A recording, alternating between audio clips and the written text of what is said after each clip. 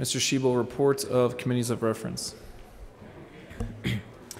Committee on Appropriations, after consideration on the merits, the committee recommends the following: House Bill 1114 as amended, Senate Bill 104, 107 as amended, 114 as amended, 166, 168, 192 as amended, 214 be referred to the Committee of the Whole with favorable recommendation. All right. Majority Leader Esquire.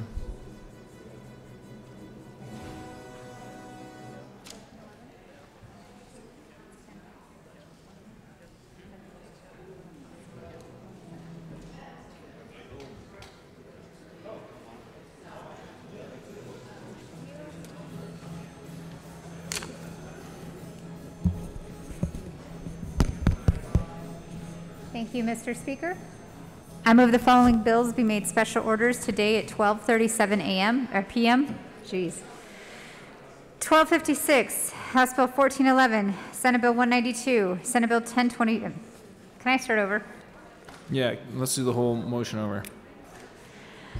Thank you, Mr. Speaker. I move the following bills be made special orders today at 12:38 p.m. House Bill 1056, House Bill 1411, Senate Bill 192, House Bill 1026, Senate Bill 106, Senate Bill 176, Senate Bill 104, Senate Bill 107, Senate Bill 166, Senate Bill 168, Senate Bill 214, Senate Bill 97. Following bills laid out by the Majority Leader will be made special orders on May 2nd, 2022 at 12:38 p.m.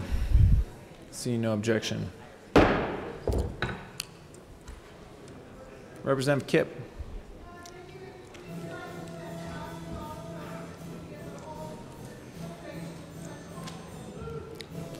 Seeing no objection, Representative Kipp will take the chair.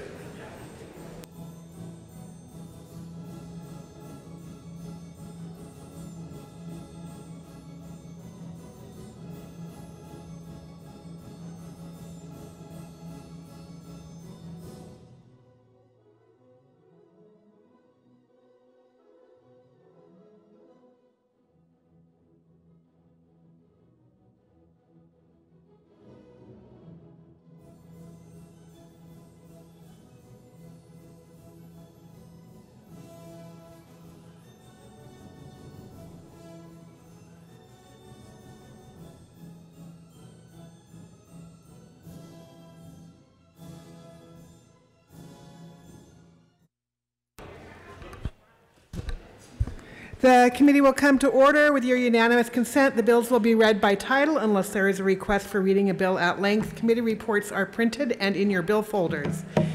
Floor amendments will be shown on the screen and on your iPads. Bills will be laid over upon motion of the Majority Leader. The coat rule is definitely relaxed. Mr. Shebel, can you please read the title of HB 22-1256? House Bill 1256 by Representatives Amabile and McCluskey, also Senators Moreno and Gardner, concerning modifications to civil involuntary commitment statutes for persons with mental health disorders. Representative Amabile. Thank you, Madam Chair. I would like to move the appropriations report, the committee report, and the bill. Great. To the appropriations report. Yes, in appropriations, we actually ran some amendments that reduced the appropriation significantly, and then that was passed, and we were granted the appropriation. I asked for an aye vote. Okay, thank you. Any further discussion on the appropriations report? Seeing none, all in favor of the appropriations report say aye. Aye. All opposed, no. The ayes have it. The appropriations committee report is adopted. To the Public and Behavioral Health and Human Services report. Representative Amabile. Yes, thank you, Madam Chair. I would like to move Amendment L009 to the committee report.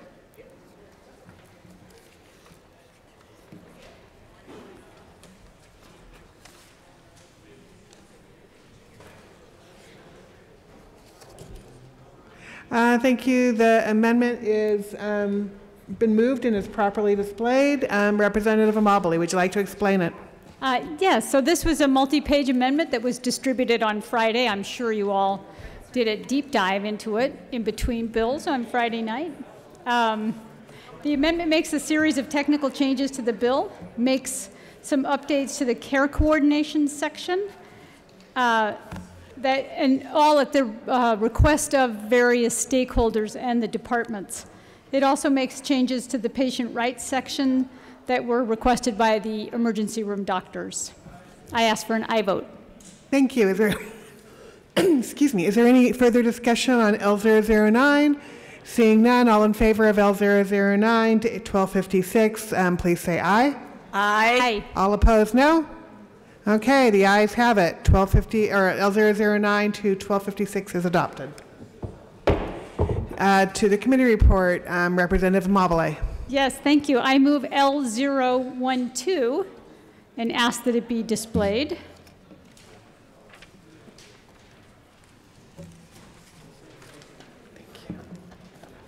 And this is also to the committee report.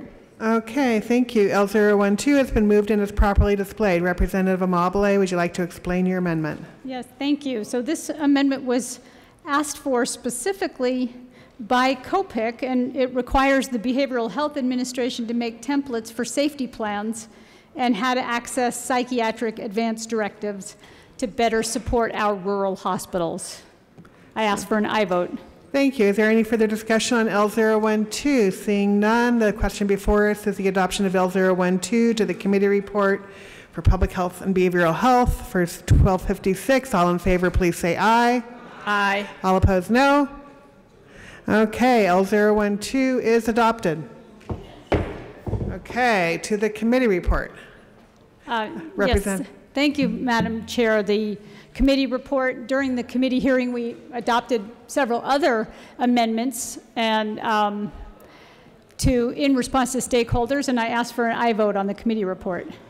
Thank you. Is there any further discussion on the Public and Behavioral Health and Human Services Committee report for HB 22-1256? Seeing none, all in favor, please say aye. Aye. Aye. All opposed, no. Okay, the ayes have it. The public health report is adopted. To the bill, Representative Amabile. Thank you, Madam Chair. I'd like to move L011 and ask that it be displayed.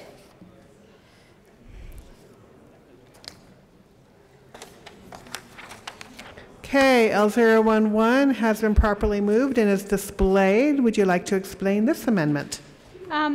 Yes, this is, it makes changes to the bill regarding a transportation hold. It creates better accountability of the Behavioral Health Administration in supporting rural EDs and defines what can be part of a mental health hold evaluation. I ask for an aye vote. Okay, so any further discussion on L011? Seeing none, the question before us is the passage adoption of L011 to 1256. All in favor, please say aye. All opposed, no. Okay, the ayes have it. L011 to 1256 is adopted. Representative Amabile. Yes, I'd like to move L010.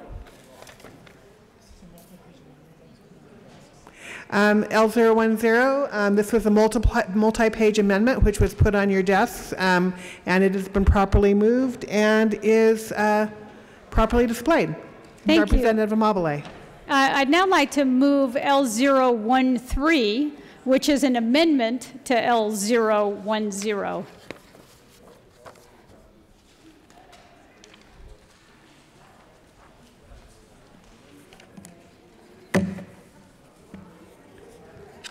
Thank you. L013 has been properly moved and displayed. Would you like to explain L013?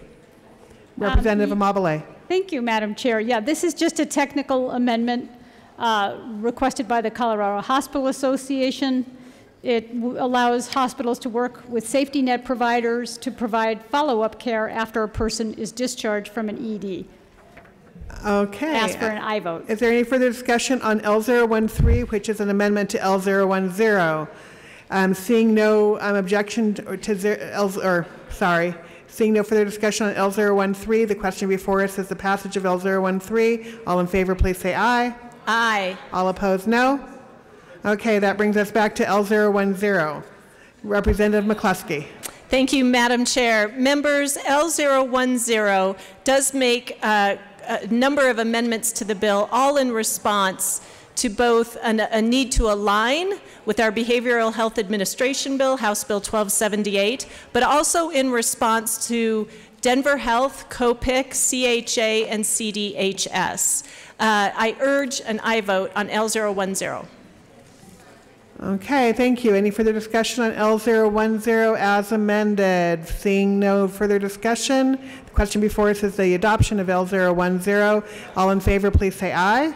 Aye. All opposed, no. L010 as amended is adopted. To the bill.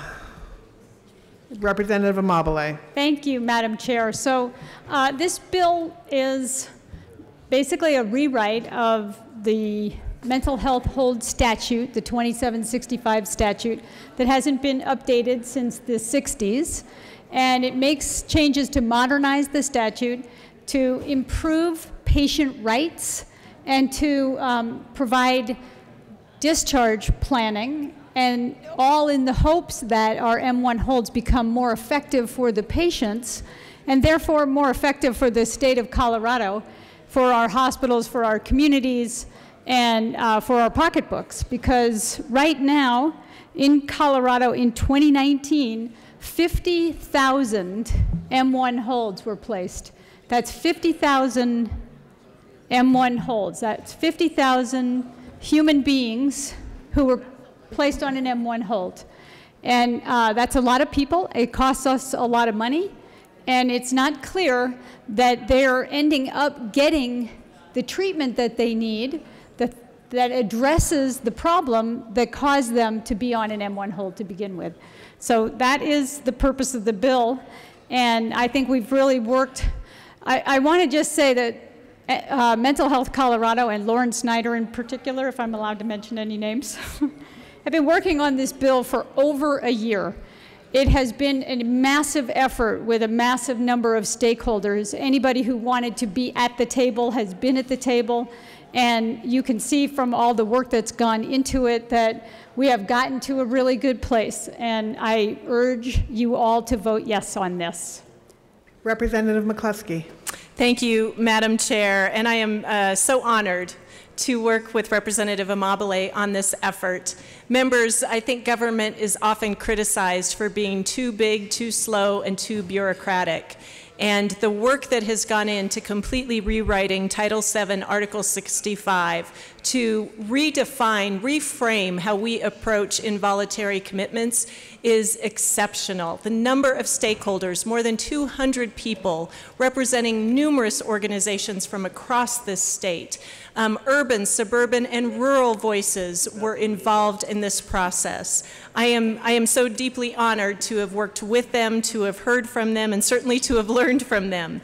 This bill does accomplish a number of significant changes. I want to emphasize the focus on transportation hold and emergency mental health holds, the short-term and long-term certification process, the way that this bill really focuses on patient rights, being sure that we are taking care of individuals with compassion and care in a moment that could be one of their darkest.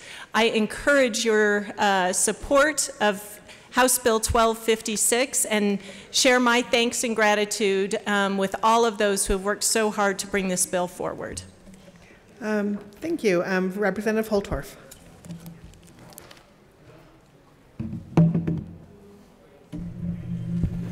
Thank you, Madam Chair, and thank you to the bill sponsors. Sitting on the Public Health, Mental Health, and Human Services Committee, it became very clear to me as we had testimony and have had testimony on so many behavioral health bills and establishing the Behavioral Health Department, that Colorado's behavioral health system over the last 40 years has deteriorated. In testimony, I heard an older gentleman that exceeded my age by at least a decade and a half say that in the 60s and 70s, Colorado had better mental health care than we have in the 2000s, 2010s, and 2020s. How did that happen? Well, the journey isn't important to talk about. but the solution is. We're trying to reestablish capacity in mental health, and this is one of the bills that does that. Right now, if a person is in imminent danger to themselves or others, or are gravely disabled, they can be brought to a mental health crisis facility or an emergency department. In our rural hospitals, people often get stuck for long periods of time while staff is trying to figure out a person's mental health status and find a mental health bed.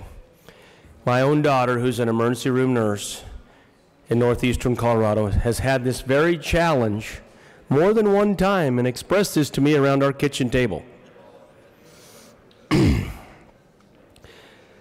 The state will be required to have the staff available 24/7 with this bill to help rural hospitals have and be able to find the appropriate placement for individuals and track if someone is being placed on multiple M1 holds. Our hospitals cannot do this alone. This bill makes sure we're supporting them when mental health professionals are scarce, particularly in the rural regions that I represent in House District 64. And the frontier areas, the far reaches of our state, out along the borders between New Mexico, Oklahoma, Kansas, Nebraska, Wyoming, out in the far reaches of rural Colorado. Now, I know a lot of people are saying, how can we justify the hundreds of millions of dollars that we're spending on behavioral health in this session alone? Well, I will tell you, we are making up for about 40 years of neglect. And my colleagues are leveraging ARPA dollars to do that makeup and other funds. We are grossly behind, lacking in the lowest the bottom tier in the United States. And this type of legislation is bringing us back to the top tier. And it's time. And that's why I support this particular bill and have supported a great deal of legislation behind behavioral health. Please vote yes. Representative Pico. Thank you, Madam Chair. This one does strike home. I've had to walk a few people through the process. Well, that was a few years back. And I have seen the resources dry up, where the hospitals just aren't there, which brings to me a concern. Well, we just heard a few minutes ago about how you don't necessarily have the staffing in the rural areas. That's true in the suburban and urban areas as well. So my concern or question comes up where we have a requirement in there for an 8 hours that a healthcare professional has to be available when someone is brought to the facility, and if it's not available, that person has to be seen and evaluated within 8 hours. Supposedly the person has already been evaluated. So my question is, how does that work if, say, someone from a hospital is sent to a mental health facility and the person is not available when they show up?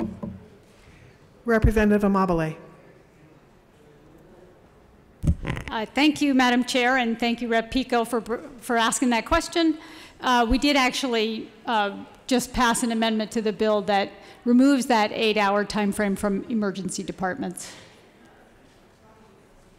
Representative Bradfield.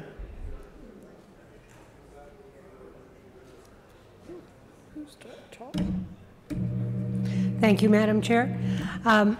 Ladies and gentlemen, I stand up here in favor of this bill, and I'd like to tell you one reason why.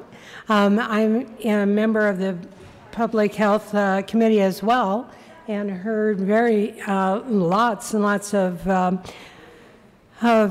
in-person testimony about mental health, and I feel like this addresses many of those people's concerns.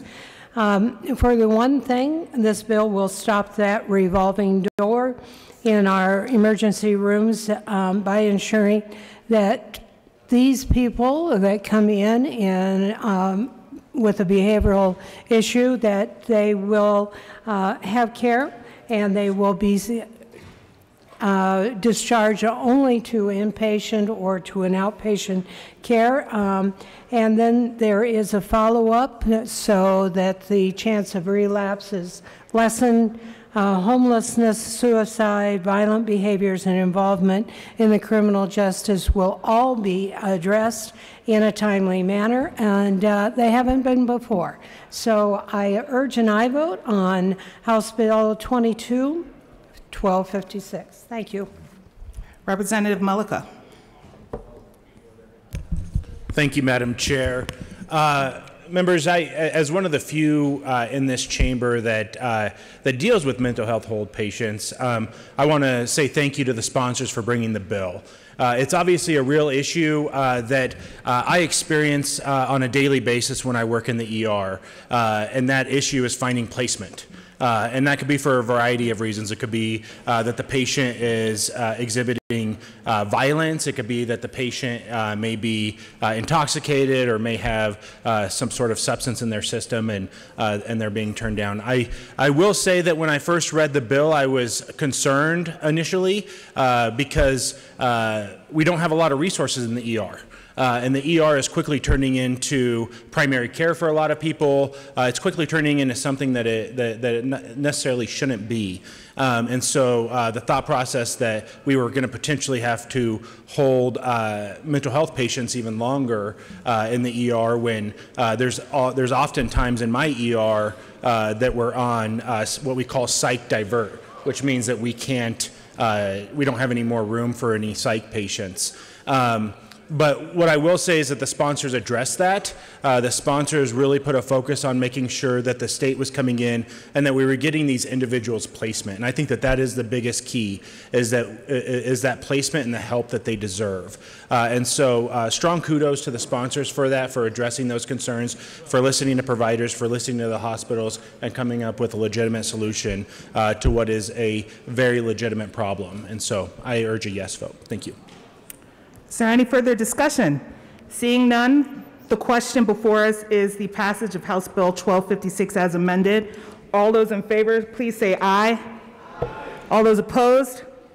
The bill passes. Mr. Schiebel, please read the title to House Bill 1411.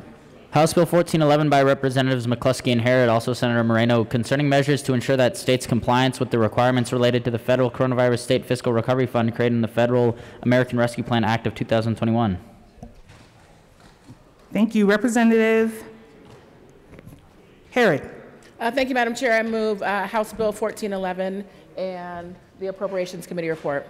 To the committee report. Thank you, Madam Chair. The Appropriations Committee appropriated the appropriate money for this bill. I ask for an aye vote. Is there any further discussion? Seeing none, the question before us is the adoption of the appropriations report. All those in favor, please say aye. Aye. All opposed, say no. The report is adopted. To the bill. Representative McCluskey. Thank you, Madam Chair. Members, 1411 is based on the recent Treasury guidance that we received January 6th. It is also on the heels of a review by the members of our legal services team to make sure that our use of federal funding is appropriate for all of the bills that we now have in motion to deliver so many good programs, grants, and services to Coloradans. So the bill is clarifying language around the use of federal funding when it is appropriate for us to use these dollars for government services. It also clears up and clarifies record keeping and other administrative compliance issues, including evaluation, and it does make a transfer between different cash funds accounts, all of which are federal dollars, but making sure that we are in line with the purposes of those cash funds as defined and the federal funding that is housed in those cash funds. I urge an aye vote. Representative Harrod. Thank you, Madam Chair. And I also want to just give a shout out to Servicios and Rudy Gonzalez, who is the son of Corky Gonzalez and the uncle of our Madam Assistant Majority Leader. They had nothing to do with this bill, but I'm glad they're here. I ask for an aye vote. Is there any further discussion? Seeing none, the question before us is the passage of House Bill 1411. All those in favor, please say aye. All those opposed say no. Bill passes. Mr. Schiebel. Oh, Assistant Majority Leader. Thank you, Madam Chair. I move Senate Bill 190, I move Senate Bill 192 to lay over to the end of the calendar. Seeing no objection, the bill will be laid over. Madam Assistant Majority Leader. Thank you, Madam Chair. I move to lay over House Bill 1026 until Tuesday, May 3rd. Seeing no objection, the bill is laid over till Tuesday, May 23rd. May 3rd, sorry. Janice. Mr. Schiebel, please read the title to Senate Bill 106. Senate Bill 106 by Senators Kolker and Sonnenberg, also Representatives Michelson, Janae, and Rich, concerning addressing conflicts of interest in regional organizations responsible for public behavioral health services. Representative Michelson, Janae. Thank you, Madam Chair. I move Senate Bill 106, the Appropriations Report, and the Public Behavioral Health and Human Services Report. Thank you. To the appropriations report. Did we say appropriations? Yep. In appropriations, we appropriated the money. Is there any further discussion? Seeing none, the question before us is the adoption of the appropriations report. All those in favor say aye. Aye. All those opposed say no. The report is adopted. To the Public and Behavioral Health and Human Services report. Representative Rich. Thank you, Madam Chair. We made some clerical changes to Senate Bill 22106. I ask for an aye vote. Is there any further discussion? Seeing none, the question before us is the adoption of the Public Behavioral Health and Human Services report. All of those in favor, please say aye. Aye. All those opposed say no. The report is adopted. To the bill. Representative Michelson, Janae. Recent investigations into Colorado's behavioral health safety net found that there are serious issues with the state's behavioral health system. At the same time, access to care has never been more challenging, suicide rates are at an all-time high, and a record number of people with serious mental health conditions are incarcerated due to unmet health needs. Senate Bill 106 is an important part of helping to fix some of these issues by increasing transparency and removing conflicts of interest. Under current law, Colorado's Office of Behavioral Health and Department of Healthcare Policy and Financing contract with organizations that manage and distribute public funding to behavioral health providers on the state's behalf. These organizations include regional accountability entities, or RAIs, that manage behavioral health benefits under Medicaid, managed service organizations, MSOs, that manage substance use services, and administrative service organizations, ASOs, that manage the behavioral health crisis response. The problem is that many of these organizations that are responsible for paying and holding providers in their network accountable are organizations of providers that receive funding from these payer organizations. That means that providers who comprise these organizations have an outsized role in decisions about service, delivery, funding, and the management of provider networks, with the opportunity to give preference to the providers who own these organizations. Representative Rich.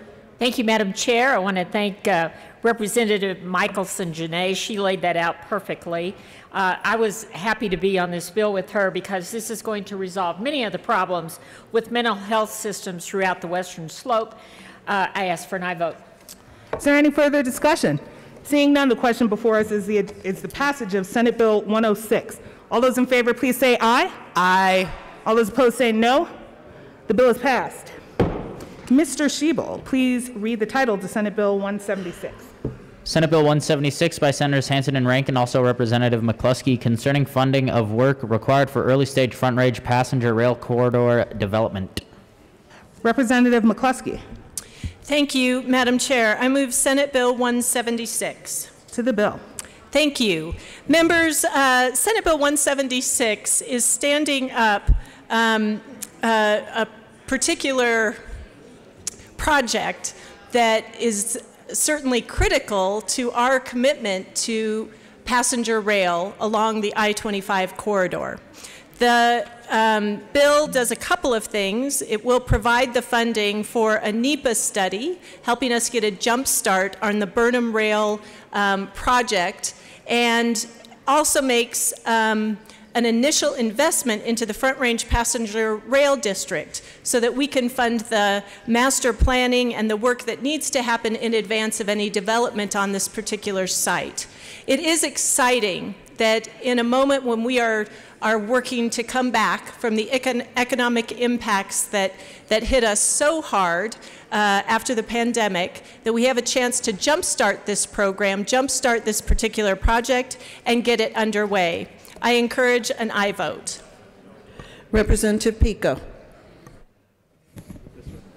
Thank you, Madam Chair. I rise in opposition to this. It looks like a small amount, but it was the lead item for a massive amount of money for Front Rail, and this is going to be a money pit beyond belief. This particular small bill at the moment is to start the NEPA process, the study process for a rail yard, which principally is going to serve in the longer term the Front Range, but in the nearer term is serving the Denver area. And I think state funding for what is essentially a local project is something we ought not to do. So for those reasons, I stand opposed. Ask for a no vote. Representative Mullica. Thank you, Madam Speaker Pro Tem. It's an honor to serve with you. Honor to serve with you. Thank you, Madam Speaker Pro Tem. Madam Speaker Pro Tem, during the budget process, I really dug into CDOT's budget because of some issues that are happening within my county and some of the projects that are not being fully funded. And this was actually a project that was initially in CDOT's prepared or proposal for their budget.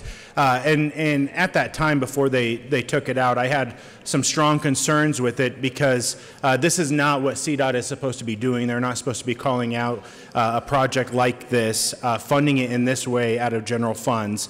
And so I was fully prepared to address that before they took it out of their budget. Now that they're running a separate bill, I still have those same strong concerns. It is not common practice. It's not something that I think we should be doing. And I would urge a no vote for that reason. Representative Byrd. Thank you, Madam Speaker Pro Tem. And members, I'm rising as a member of the Adams County delegation. I know our county has had some concerns about the funding for this study. The principal concern, and I think my colleague also from Adams County mentioned, is that when we make this significant investment in a study, that it seems that there would be a predetermined outcome or this predetermined idea that now, of course, the project that the funded study had gone to support will now happen. So that's generally what we're worried about. As currently drafted, the bill calls for the use of transportation funding for an environmental assessment on large property where most of the benefit will be realized on non-transportation related purposes. Funding the environmental assessment of Burnham Yard at this early stage, again, predetermines that the Front Range Passenger Rail District will travel through Burnham Yard, and this automatically would eliminate routes through other travel sheds, including along the existing E470 highway. So definitely appreciate what our sponsors are trying to do, but these are just some concerns that have come from Adams County. Representative McCluskey. Thank you, Madam Chair, Madam Speaker Pro Tem. It is an honor to serve with you. Members, I appreciate the comments from my colleagues. I want to emphasize a couple of things. First of all, this 45-acre parcel really has a lot of unique potential for other types of purposes, most importantly, affordable housing. We know that as we are struggling to come back, affordable housing has been a top priority for all of our communities. Here is a moment where we can get a jump start on the development of this particular parcel. I really believe when we look at not only Denver or the Front Range, but when we look at the state as a whole, we do have an obligation to make sure that we are helping to pave the way for projects that serve all of us. I am excited to see this investment. I think it's the right investment at the right time, and I do encourage an aye vote. Thank you. Representative Pico. Thank you, Madam Speaker Pro Tem. Did I understand that right, as that this is going to support affordable housing? This is supposed to be a transportation project. Representative McCluskey. Thank you, Madam Chair. Members, it is a 45-acre parcel, and the sole use of this parcel is not just for Front Range Rail. there is discussion about development, particularly around affordable housing and other community needs. Seeing no further discussion, the motion before us is all those in favor of the adoption of, no, for, what? The question before us is the adoption of Senate Bill 176. All those in favor say aye. All those opposed say no. That bill passes. We'll go on, Mr. Shebo. Yes. Do you want to read the title of? No, the title's already up there. We're going to move on to Senate Bill. I did. Do you want to read the title of Senate Bill 104? Senate Bill 104 by Senators Donovan and Simpson, also Representative McLaughlin, concerning the inclusion of tribal governments in state programs and in connection therewith making an appropriation. Who is that? Representative McLaughlin. Representative McLaughlin. How do you not know who I am by now? I can't see that far away, and I didn't see your hand. Sorry. Representative Gonzalez Gutierrez joins me on this bill, by the way. So I move Senate Bill 104 to second reading with the appropriations report, please. There's no appropriations report. Unfortunately, there's no appropriations report. So on to the bill. Okay. All right. Representative McLaughlin. Thank you, Madam Speaker Pro Tem. Yes, this bill is to help include our tribes as governmental entities. So when we have bills that come up that have to do with kind of local governmental changes, ideas, whatever, the tribes are invited to be part of that as well if it's appropriate. So it doesn't go back in time. It doesn't change anything that, any bills that we have passed, they are now part of, but it's for our future so that we make sure that the tribes are included. Madam Assistant Majority Leader. Oh, thank you, Madam Chair. It's an honor to serve with you, Madam Chair. It's an honor to serve with you. It was a quick change. I just want to add that this, why this bill is important is it will provide the opportunity to look backwards and see missed opportunities while also integrating the tribal government entities or agencies and the local government as partners in future programs.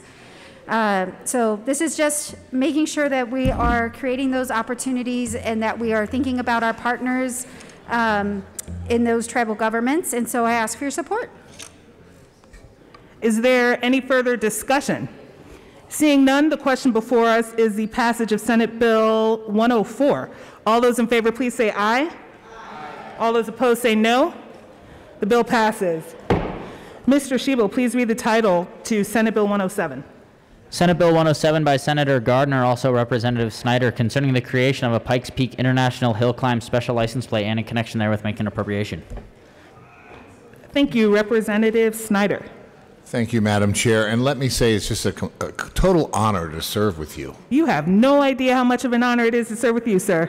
Thank you. And with that, I move Senate Bill 107 and the Appropriations Committee report. Thank you. To the Appropriations Committee report. So we did take a technical amendment in appropriations, literally adding the word "the" into the bill. So with that, I ask for approval of the Appropriations Committee report. Is there any urgent discussion? No, I'm kidding. Is there any discussion on the amendment? I'm sorry, on the Appropriations Committee report? Seeing none, the question before us is the adoption of the Appropriations Committee report. All those in favor say aye. Aye. All those opposed say no. The committee report is adopted. To the bill, Representative Snyder. Thank you, Madam Chair. So, folks, this is perhaps the best license plate bill you're going to hear about all year. So the Pikes Peak International Hill Climb was started in 1916 and a couple of years off during World War I and World War II. That means that this year is the 100th running of the Pikes Peak International Hill Climb. It is probably even more famous outside of the United States than it is here. It has over 4,000 articles written about it every year. It gets about $55 million of free earned media. It is just an iconic event. It is super well supported down in my district. And on top of everything, it's a really cool looking license plate. So with that, I would ask for approval of Senate Bill 107. Representative Soper. Thank you, Madam Chair, and it's an honor to serve with you. Honor to serve with you, my friend. What do you got here? Like any good bill, it's better with an amendment. So I move Amendment L003 and ask that it be displayed. That is a proper motion. L003 has been displayed. Please continue. Thank you, Madam Chair.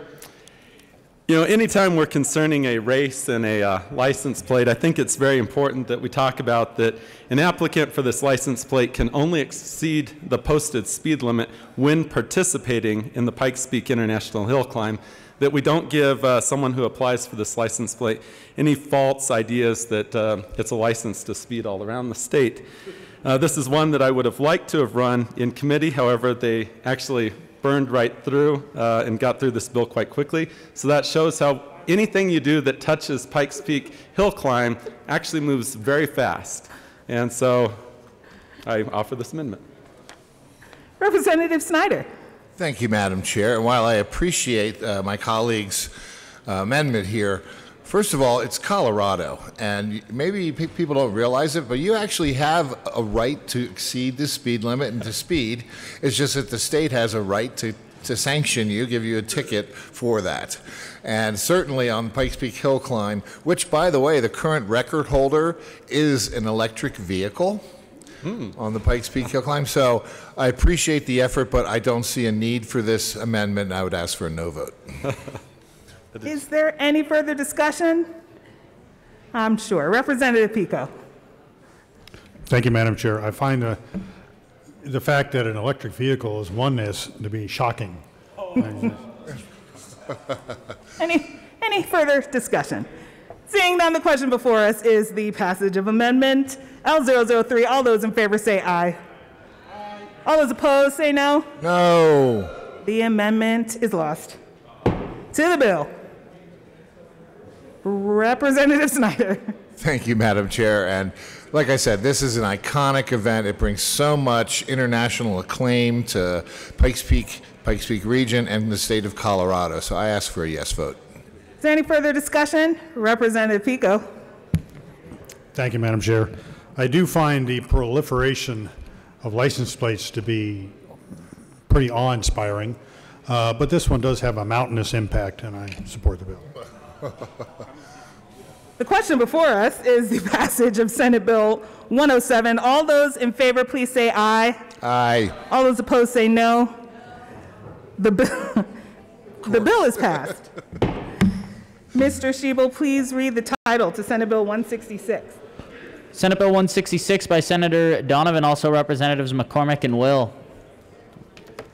Concerning the permanent extension of the period of time that the Colorado Non-Game Conservation and Wildlife Restoration Cash Fund Voluntary Contribution Checkoff Program will appear on the state individual tax return form. Representative McCormick. Thank you, Madam Chair. I move Senate Bill 166, the Appropriations Committee report, the Finance Committee report, the Ag, Livestock, and Water Committee report. I'm not sure if all those are up there, but well, I do not have any of those. Really? I know. To the bill. Okay. I'll just move the bill then. I move Senate Bill 166. Thank you. Representative McCormick, would you like to continue? Yes, thank you, Madam Chair. This bill is a continuation of a tax checkoff bill to reauthorize the non-game species tax checkoff indefinitely. This is a very important funding source for the wildlife rehab grant program to give funds to wildlife rehabilitation programs throughout our state. And typically this fund receives about $180,000 a year. It's a really, really important fund, and this bill will extend it indefinitely as long as it continues to receive at least $50,000 a year. And I will let my wonderful co-prime sponsor there at the well give you more details on the bill. Representative Will. Thank you, Madam Chair. It's truly an honor to serve with you. Such an honor to serve with you. So my co-prime kind of said it, but this tax checkoff for non-game has been in existence. I think it's the oldest one that we have. And it brings in about $180,000 per year. It really does help a lot of our rehab centers, wildlife rehab centers, are on a shoestring operation. And so these kind of grants they can get through this program is a good thing. I started the Pauline S. Snegris Foundation Wildlife Rehabilitation thing back in 1981, back in Silt, Colorado, with Nancy Limbaugh and her family. And, she's built a $90,000 Eagle flight cage there at the rehab center. Got $3,000 of that from the grant. But these grants, a lot of for the enclosures and those type of things, are really helpful to some of these rehabbers. This, I must stress, is an opt-in thing. All you got to do is check you want your tax refund to go, or you don't check it. So it's purely voluntary, and it's a good program, and we want it to continue. So I'd ask for an aye vote. Is there any further discussion? Seeing none, the question before us is the passage of Senate Bill 166. All those in favor, please say aye. Aye. All those opposed say no. The bill passes. Mr. Schiebel, please read the title to Senate Bill 168. I got 168. Senate Bill 168 by Senators Donovan and Rankin, also Representatives McCluskey and Will, concerning support for backcountry search and rescue services in Colorado and in connection therewith making appropriation. Go ahead. Representative McCluskey. Thank you, Madam Chair. I move Senate Bill 168 on second reading. Thank you. To the bill. Thank you, Madam Chair. Members, it is my great joy to bring forward Senate Bill 168 today. As many of you may recall, last year, Representative Will and I brought forward Senate Bill 245, which established a work-study group, a group that took the time to review everything we were doing with backcountry search and rescue. They produced a report this year, a report with numerous recommendations. We are moving forward some of the most important recommendations that came out of that report. First of all, we're moving the Search and Rescue Fund, which is funded through surcharges on hunting and angling licenses, and the sale of the Colorado Search and Rescue cards from DOLA to CPW. Secondly, we're going to make sure that our backcountry search and rescue volunteers receive the same benefits as volunteer firefighters when it comes to government immunity protection when they are serving in the line of duty. And finally, we want to make sure they also receive the educational benefits for both them and their beneficiaries if they are injured or unfortunately pass while on duty. These benefits are similar to what we provide to the National Guard. I live in the high country. Summit County Search and Rescue is called upon almost daily, year-round. The number of tourists, locals, folks from down here on the Front Range who may be exploring in the high country and enjoying themselves sometimes face extreme challenges or unexpected events. Our search and rescue volunteers are really, that lifeline to making sure people get help in a dark and terrifying moment. I am so proud to see this work move forward, and I ask for your aye vote on this important legislation. Representative Will. Thank you, Madam Chair. And my co-prime said this transfers the backcountry search and rescue responsibilities and administration to from DOLA to CPW. I couldn't tell you that this is now being housed in the appropriate place in the appropriate agency, and CPW, the wildlife agency, is far better suited to administer and perform these responsibilities associated with backcountry search and rescue. My co-prime mentioned the need and the number of people and Coloradans and visitors to our state that need this. There's over about 2,800 backcountry search and rescue responders, and about 41 sheriffs in the counties across Colorado that need this. One thing I do want to mention, there is the behavioral health aspect of the backcountry search and rescue volunteers. We always talk about search and rescue, but so many times, many times, these people are involved with search and recovery.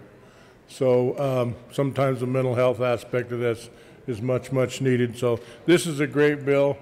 I'm really excited about this bill, same as I was with 245 last year, but urge an aye vote. Thank you. Representative Soper. And Representative Titone. Thank you, Madam Chair, and it's an honor to serve with you. Such an honor, my friend. We rise in full support of this bill, and I heard it in Energy and Environment, and this is a really good bill. As a matter of fact, I do wish it went a little further and actually included a helicopter, but that's for another day. I like the fact that it really does hit on what we talk about all the time, being from not only western Colorado, but the Front Range, is that if you're out hiking in the mountains, the opportunities to get lost could be tremendous.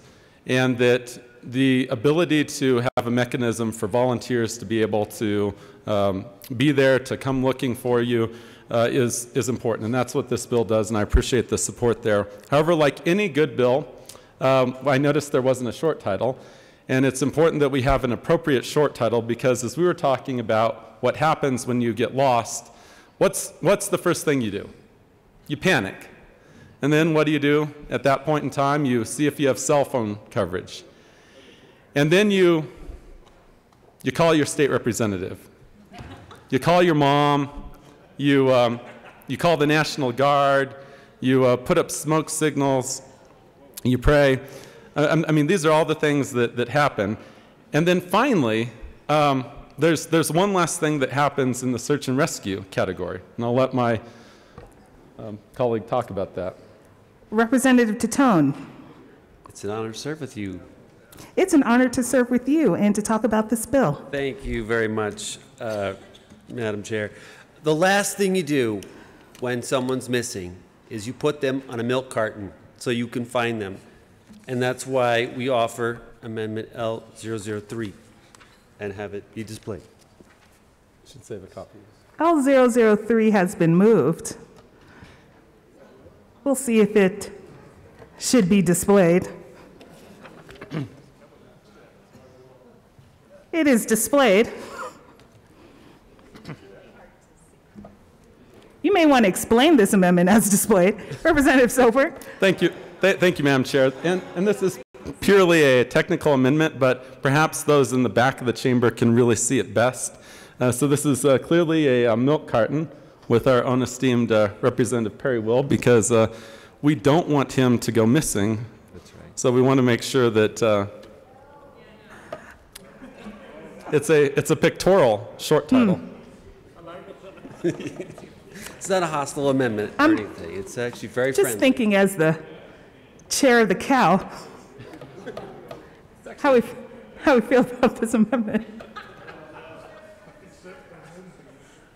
I believe Representative Will has some thoughts. Representative McCluskey, would you like to speak on the amendment? Thank you, Madam Chair. I'd like to speak first, but I'm sure my co-prime would like to speak as well. Had you included my face as well, I might be open to this amendment, but unfortunately, I have to be a no vote. Representative Will. Thank you, Madam Chair. I love the amendment. Call for a division. I don't think I heard that last part. Sorry, Representative Pelton. Thank you, Madam Chair. I'm going to speak on this amendment. If Representative Will does end up getting lost, they will make sure he gets back home, because nobody wants to keep him.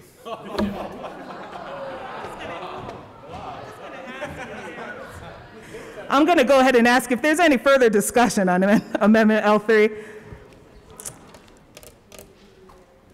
Representative D. Valdez. Thank you, Madam Chair. And I'm glad that the bill sponsors are bringing this bill so they include Colorado Parks and Wildlife Service, because I know they will continue searching for Representative Will while he's out there. So thank you, and you have my support on this amendment. Representative Titone. I withdraw my amendment, Madam Chair. Well, thank you. Thank you very much.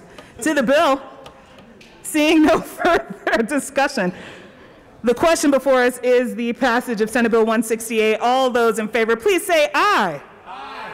All those opposed say no. The bill passes.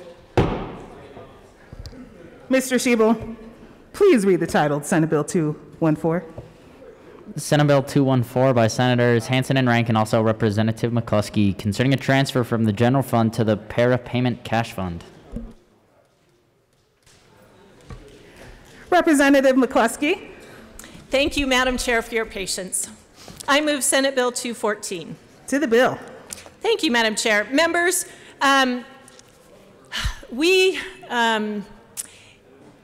created last year a para fund, cash fund, where we placed $380 million to ensure that we could meet our future obligations under Senate Bill 18200 with state direct distributions to para. We had to suspend one of those payments in 2020, as some of you may remember. When we created that cash fund last year, we did put in a provision that we would use cash fund dollars to pay the direct distribution this year. It turns out we are in much better place than we anticipated.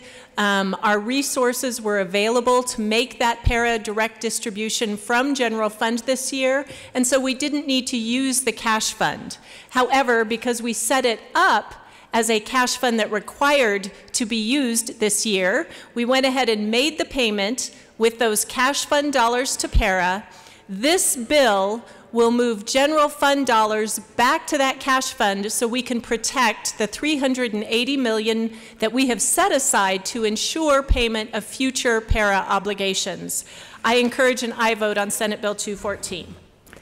Representative Ransom.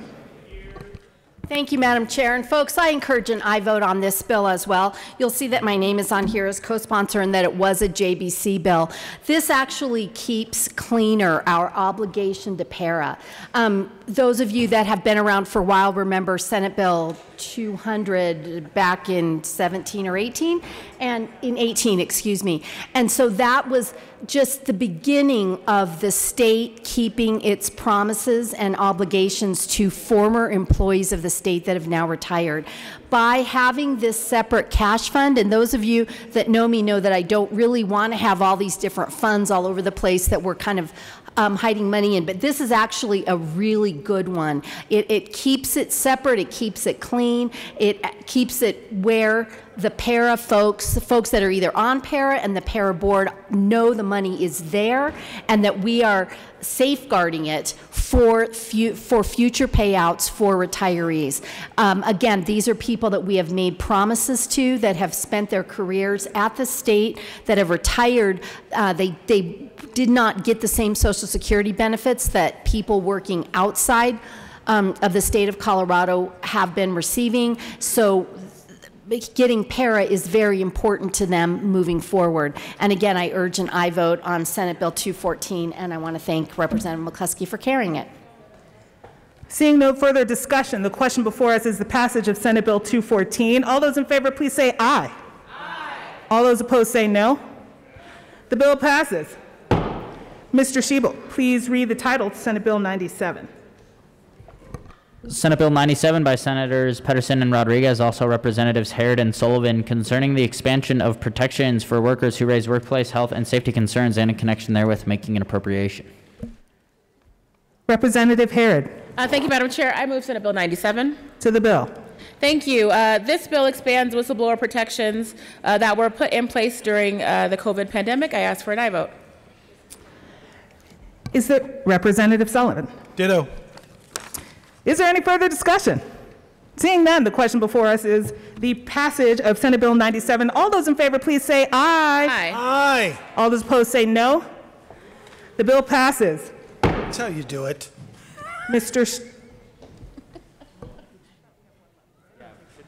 Right. Hold on. Okay. Mr. Shebel, please read the title, Senate Bill 192. Senate Bill 192 by Senators Zenzinger and Simpson, also Representatives Esgar and Catlin, concerning the creation of opportunities for credential attainment and in connection therewith making an appropriation. Madam Majority Leader. Thank you, Madam Chair. I move Senate Bill 192, the Appropriations Committee report. To the Appropriations Committee report. Madam Majority Leader. Thank you, Madam Chair. In the Appropriations Committee report, we appropriated the funds necessary for this program. Ask for an aye vote. Is there any further discussion? Seeing none, the question before us is the adoption of the Appropriations Committee report. All those in favor, please say aye. Aye. All those opposed say no. The report is passed. To the bill. Madam Majority Leader. Thank you, Madam Chair. We're going to tell you a little bit about the bill, and then we do have two amendments, technical and clarifying amendments we need to run. This bill is the culmination of years of work in this area, most recently as a result of House Bill 21 last year, 1330, Task Force on Future and Higher Education. The bill advances recommendation number 4 of that task force's report, asking that lawmakers should work with education and business leaders to develop legislation that creates credential pathways in high-need, high-value fields at a large scale. That's exactly what this legislation does. It scales up the success we have seen in small-scale stackable credential programs and brings opportunities these programs can create statewide to students across Colorado. I ask for a yes vote, but first I have some amendments, but I'll let my colleague talk about why he decided he would join me on this bill. Representative Catlin. Thank you, Madam Chair. It's an honor to serve with you. Such an honor to serve with you, sir. Well, this bill, when I was approached to be on this bill, it said something deep inside of me. I'm probably the poster child for something like this. I went back to college as a non-traditional student when I was in my late 30s. And the educators that I met at that time were creative enough to allow me to tell them what I had done in my life.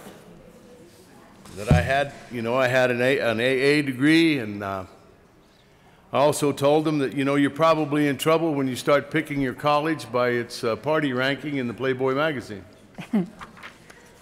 I had picked mine that way. Shortly after that, they asked me to go home and stay there, so I did go home, and I stayed there. Started a good life, things were going well, but as my life progressed, I realized that I was being left out of some of the opportunities that I might have had if I'd have stayed in that university. So that allowed me to go back to Mesa State College at the time and talk to them about what I wanted to do. They put together and organized a credit for me for some of the life things that I'd done as a banker and some of those kind of things, stacked that together and allowed me to go back to college. I finished and graduated with a degree in business and an emphasis in public policy. That allowed me to get into the water management business, and I served at the Uncompahgre Valley Water Users for over 17 years because of the creativity of some educators that cared enough to try and help me. This bill will allow them to do that without having to be identifying each individual student. This gives us an opportunity to stack credits from life to where you can go on and have a better life. This is a good bill. Vote yes. Madam Majority Leader. Thank you, Madam Chair. I move Amendment L007 and ask that it be displayed. L007 has been moved and properly displayed. Please proceed. Thank you, Madam Chair. This is brought to our attention not only by the drafter, but by the amazing Miss Amanda Bickle, who is the JBC analyst. We simply missed some lines that were put in the Appropriations Committee in the Senate. This simply fixes the mistake that was made. It does not change the appropriation whatsoever. It's literally a language change necessary for the bill. I ask for an aye vote. Is there any further discussion? Seeing none, the question before us is the passage of Amendment L007. All those in favor, please say aye. Aye. All opposed, say no. The amendment passes. Madam Majority Leader. Thank you, Madam Chair. I move Amendment L008 and ask that it be displayed. L008 has been moved and properly displayed. Please proceed. Thank you, Madam Chair. This amendment clarifies that existing registered apprenticeship programs are not required to accept training or credits conducted through institutions of higher education that fall outside of the approved curriculum of such apprenticeship programs and give individuals credit towards completion of an apprenticeship. Again, clarifying language that these existing programs will continue. I ask for a yes vote. Is there any further discussion? Seeing none, the question before us is the passage of Amendment L008. All those in favor, please say aye. Aye. Aye. All those opposed say no. The amendment passes. To the bill. We ask for a yes vote. Good bill. Vote yes. Seeing no further discussion, the question before us is the passage of Senate Bill 192. All those in favor, please say aye. Aye. All those opposed say no. The bill passes. Madam Majority Leader. Thank you, Madam Chair. I move the committee rise and report. You've heard the motion. Seeing no objection, the committee will rise and report.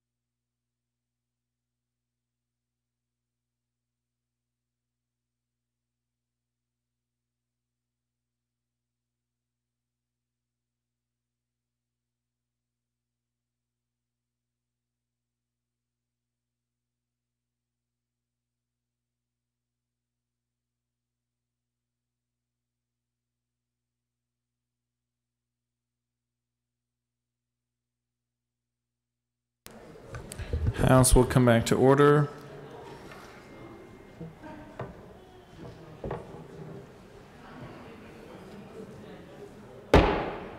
Mr. Shi will please read the report of the Committee of the Whole. Mr. Speaker, your Committee of the Whole begs leave to report as under consideration the following touch bills being the second reading thereof and making the following recommendations thereon. House Bill 1256 is amended. 1411 is amended. Passed on second reading and ordered engrossed and placed on the calendar for third reading and final passage. Senate Bill 97, 104, 106 is amended. 107 is amended. 166, 168, 176, 192 is amended. 214 passed on second reading and ordered revised and placed on the calendar for third reading and final passage. House Bill 1026 laid over until May 3rd, 2022. Representative Bacon. Members, you have heard the motion. There are no amendments at the desk. The question before us is the adoption of the report of the Committee of the Whole. Mr. Shi will please open the machine, and members, please proceed to vote. Representative Neville, how do you vote? No. Representative Neville votes no. Representative McCormick, how do you vote? Yes. Representative McCormick votes yes. Representative Hooten, how do you vote? Yes. Representative Hooten votes yes. Representative Caraveo, how do you vote? Yes. Representative Caraveo votes yes. Representative McLaughlin, how do you vote? Yes. Representative McLaughlin votes yes. Representative Basenecker, how do you vote? Yes. Representative Basenecker votes yes. Representative Weissman, how do you vote? Yes. Representative Weissman votes yes. Representative Gray, how do you vote? Yes. Representative Gray votes yes. Representative Ortiz, how do you vote? Yes. Representative Ortiz votes yes. Representative Van Beber, how do you vote? No. Representative Van Beber votes no.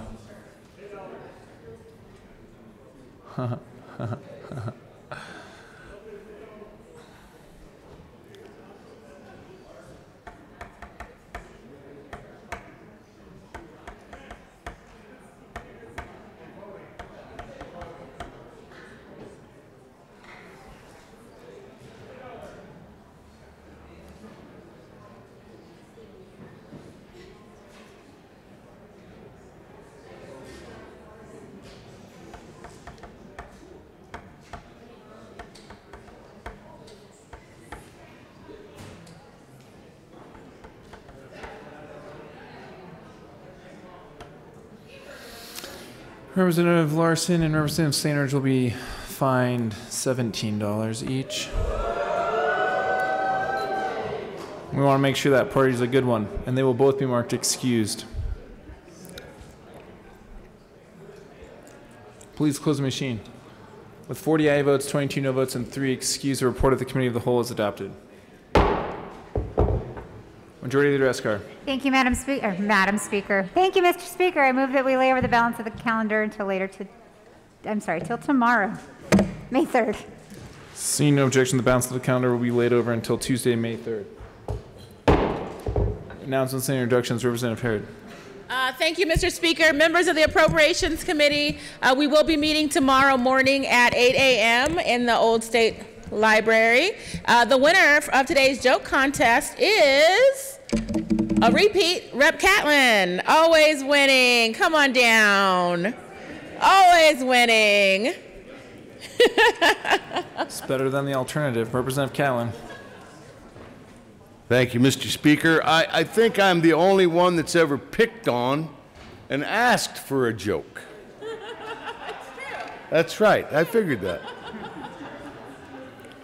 So my joke was, how do you follow Will Smith? Oh, God, watch out. How? Just follow, in the snow particularly. Just follow the Fresh Prince.